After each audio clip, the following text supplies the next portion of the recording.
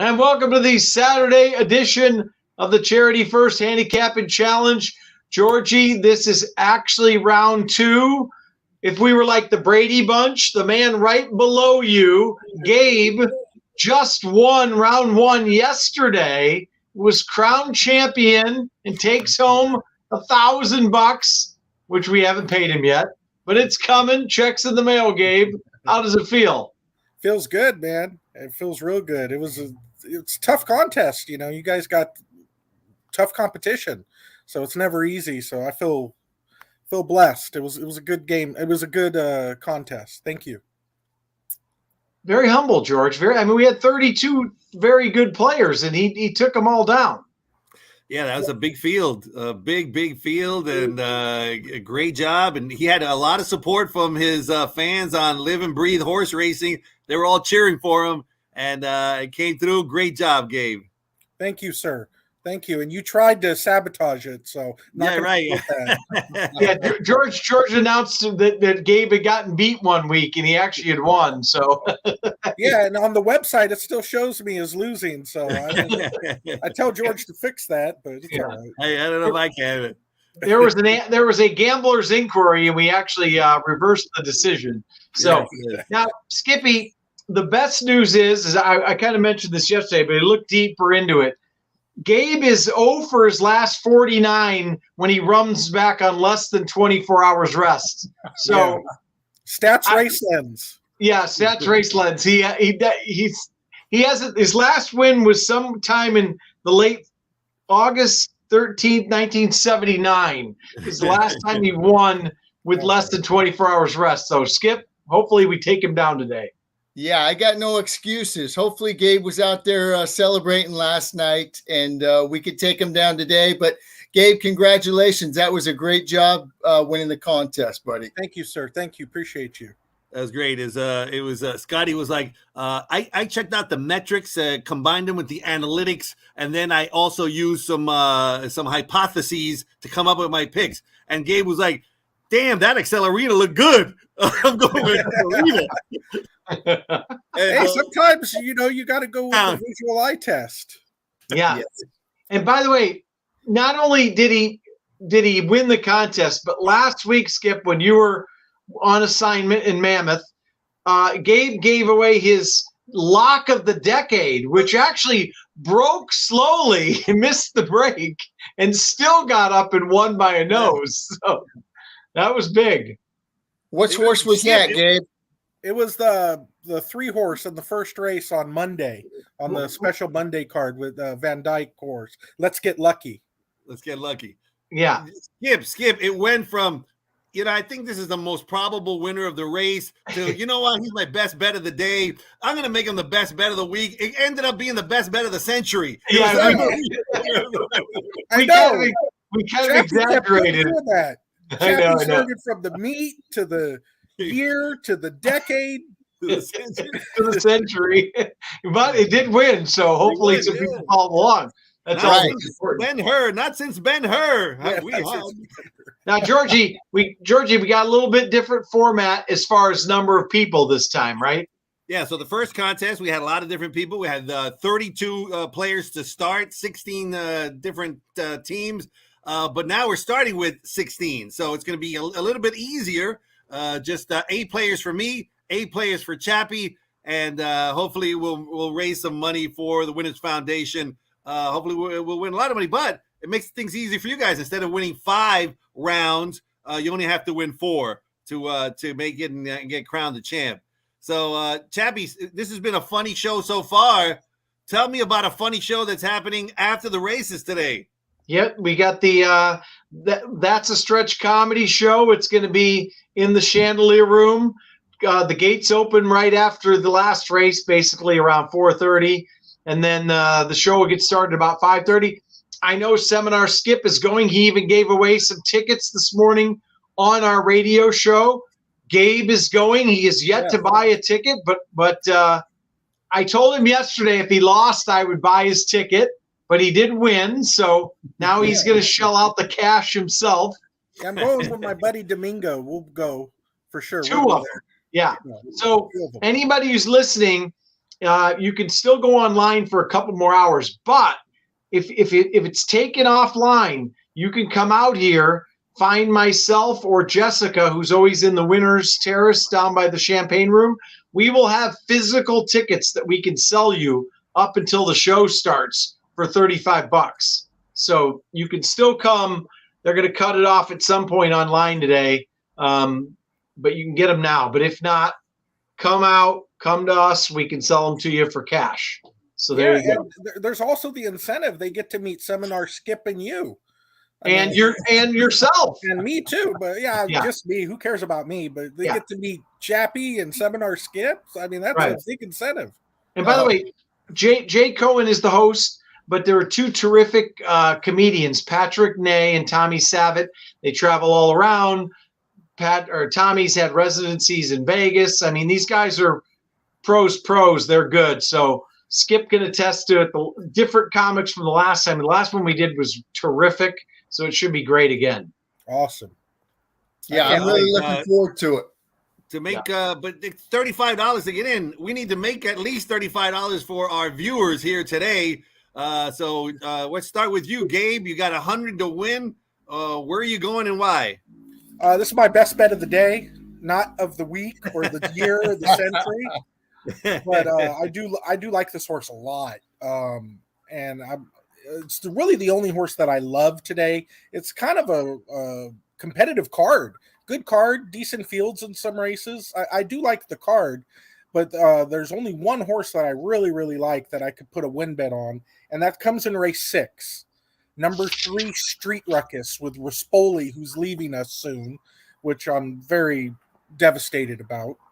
But this horse looks really good. A lot of people are going to say, well, he's going from turf to dirt, but he's already proven on the dirt. He's bred by Street Boss, so the horse can run on the dirt just fine. The Seren Barn is extremely hot right now. They're winning at 33%, and every one of his horses seems to be working great. Another thing I love is that he just ran 9 furlongs. So he's cutting back from 9 furlongs to 8 furlongs. So the horse is super fit right now. And I just think this horse is a standout. So $100 to win, race 6, number 3, Street Ruckus.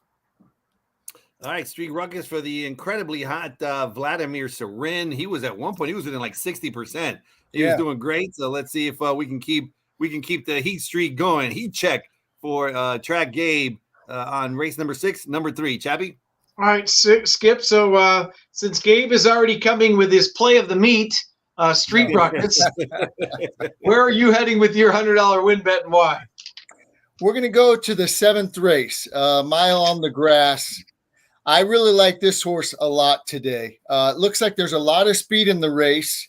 This horse takes the blinkers off, which I love, and it's dropping out of a stakes race, so it gets first-time Lasix, which I also love. It's number 5, Travel Smart. I'm going to put 100 to win on Travel Smart. I love the jock switch. This horse comes out of the Lady Shamrock. Lucky Girl came right back and won very nicely last week. I think that was a key race. I think this is a perfect spot for number 5, Travel Smart. So 100 to win on him. On her, I'm sorry. All right, so race 7, Travel Smart. Johnny V taking them out today. 5-2 on the morning line. It might be tough to, I'm sure Gabe is very confident about his pick of the year, but hopefully this will come in for Skippy and we'll have a lead. Georgie? Yeah, a lot of positives there in Travel Smart's corner there in race number 7. Let's see if both of our handicappers can get the victory. Gabe, you got Exacta to kind of put us apart from the rest of the pack. Where are you going? Oh, there was some late information in the last race, in today's last race. They scratched number 7 award winner. Big scratch. Yeah, and I really loved my bet prior to that. My bet was going to be a $50 Exacta with the one Say the Word, who I think is a single in the last race, to the 6 and 7 Acclimate and award winner. So now I'm going to have to change it up, and I'm going to go a $50 Exacta with the one Say the Word to the 6 Acclimate, who should be getting a clear lead, and the 5 Current. I'm going to go with the 5 Current. I really think Say the Word is a complete standout in this race. Loves the distance. Pratt will have this horse in the perfect position. D'Amato, everything. So I'm going to go with the 1 to win. And Acclimate, like I said, is the controlling speed. And the 5 Current, bred by Curlin, should love 1.5 miles. Your horse seems to be doing well as well. So I'm going to go $50 exacta, 1 to 5-6, race 9, Santa Anita. All right. One Say the Word, who certainly looked impressive, winning the Hollywood Turf Cup. That was really ran a sensational race. Even last time ran fantastic. So Say the Word with Pratt aboard over the 5 and the 6. And Chabby, we were talking about Phil D'Amato's got an 8-year-old, an 8-year-old, and a 7-year-old in that race. It's just, that's a testament to him, right? I mean, he's got 3 old warriors in a grade 3 all running together. Wow. So, it's great to see those old geldings, but they're still hard knocking, very, very, very good horses. And I think Skippy and I know would agree with you that Say the Word is clearly the horse to beat in there. So, yes. All right, Skip, where are we heading with our exacta and why? Okay, we're going to go to the 3rd race. I like this horse an awful lot today, too. It's Sunny Morning, number 5. Patty Gallagher trains this horse. I love it cutting back to 1 mile. It's got a good workout. And who beat this horse yesterday? Or who came back and won yesterday? Yes. So that was a very, very good race. I'm hoping Rispoli could take hold of this horse and kind of make one run. It's been a little rank last couple races, but I think cutting back to the mile will do this horse a world of good. I'm going to take number 5, Sunny Morning, and a $50 exacta. I'm going to go Sunny Morning to Carol Girl, the 6, and I'm going to go Sunny Morning to Queen of the Temple, the 7, $50 exacta straight. 5, 6, 5, 7. So 5 over the 6, 7, and some of the things George and I were just talking about pre-show. He was giving a little push to Queen of the Temple, and we were talking exactly what you both said, that the horse that beat Sunny Morning last time came back to romp and looks like an absolute stakes horse, a monster.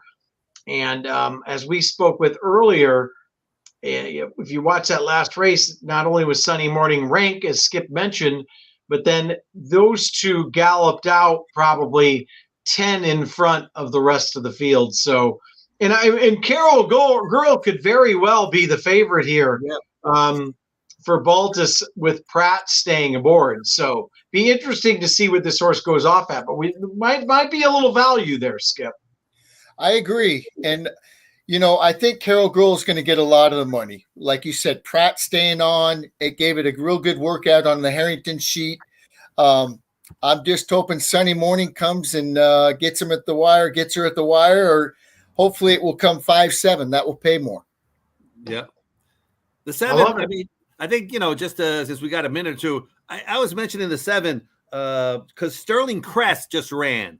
And I remember Sterling Cress also went sort of like Carol Girl, decent buyers, and then all of a sudden ran an 86, like a great buyer out of nowhere. And I was like, well, let's see what happens. And Sterling Cress came back with like a mediocre 3rd after that race. So maybe that race was overvalued. And so people are going to see that 83 and they're going to go, oh, Carol Girl, I think it's going to get all the play. But just like we think the Accelerina race was a key race, I think the Sterling Cress race is like a negative key race.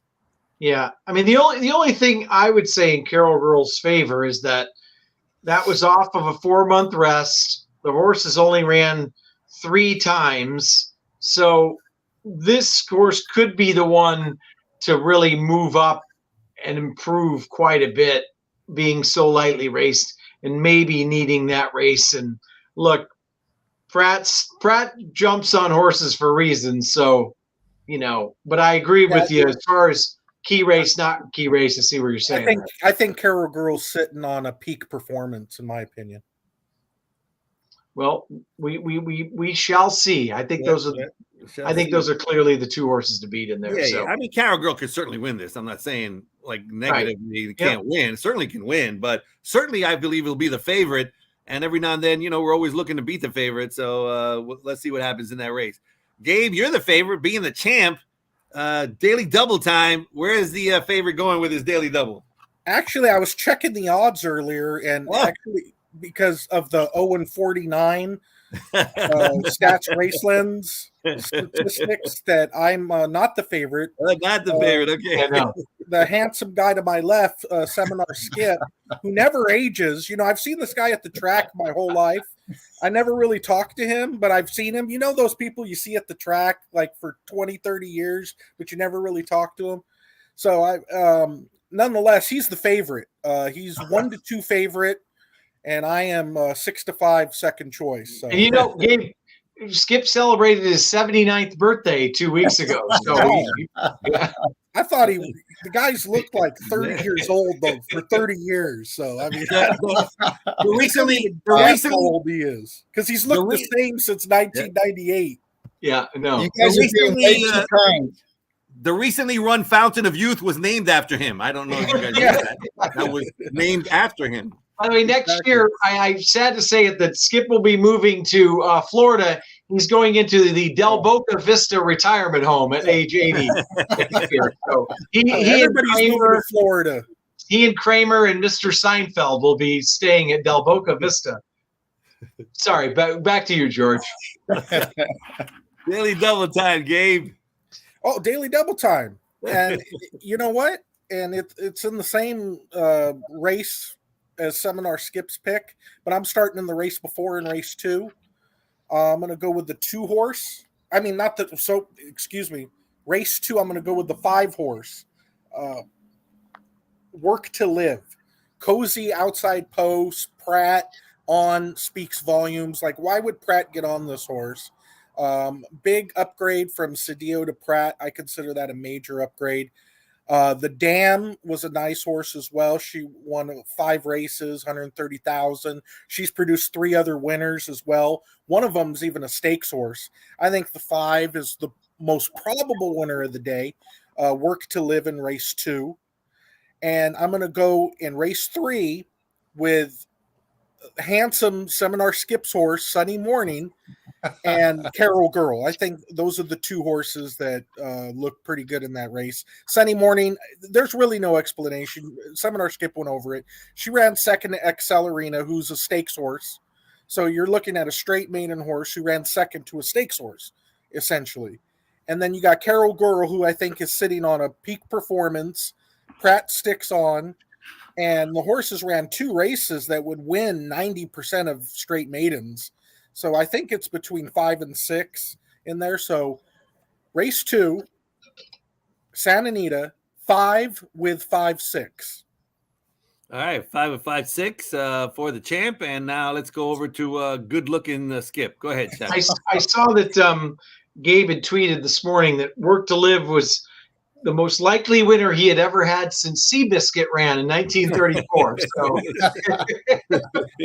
I just saw that movie the other day. It's great. Great movie. Great movie. He's very sure about this one. Skip, where are you heading with your double and why? Okay, we're going to go back to the 7th race at Santa Anita. I'm going to key Travel Smart, the 5 horse, who I bet my 100 to win on. For all the reasons I said, dropping down in class, coming out of a key race, blinkers off, Lasix on. We're going to go number 5, Travel Smart, to the 8th race. I'm going to take a little stand here and try to catch lightning in a bottle here. I'm going to use a $50 double, 5-1, a new piece. I like when horses go from turf to dirt to route to sprint. I always seem to have luck with those type of horses. This horse 2 back ran against Savvy Girl, who came back and won. Bye Bye Birdie 3 back is a win machine. And, people might not think this horse likes the dirt or whatever, but on the dirt fast track, she's got 3 starts with 1 win and 1/3. So I'm not worried about that. I think a new piece is going to get a great trip from the inside.